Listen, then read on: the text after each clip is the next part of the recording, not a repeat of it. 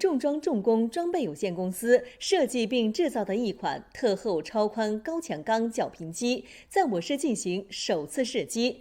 该设备的各项技术指标均实现预期设计目标，达到国内领先水平。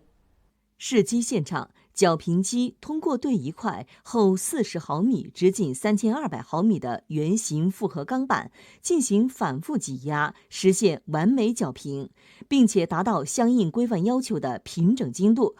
此块钢板绞平难度系数非常高，但最终绞平精度达到0.7%，取得圆满成功。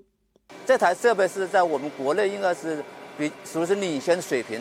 目前这块的话，它的生产可以为我们这个行业带来很大的突破。除了是化工、船舶、航空之外，还有很多的领域也可以用到这台设备。该设备是湖北重装公司为江苏镇江新能源用户设计制造的60×4500特厚超宽高强板绞平机，最大可以绞平厚度为60毫米、宽度为4500毫米的钢板。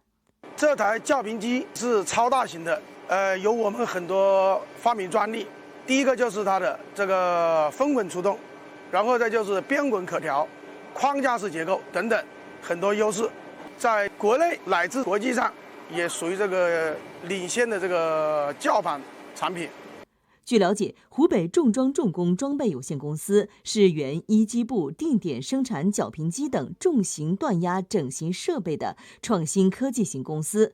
公司近年来先后评为国家高新技术企业和专精特新小巨人企业。公司已取得多项国家专利，曾经设计制造过国内最大的120×3000板材绞平机。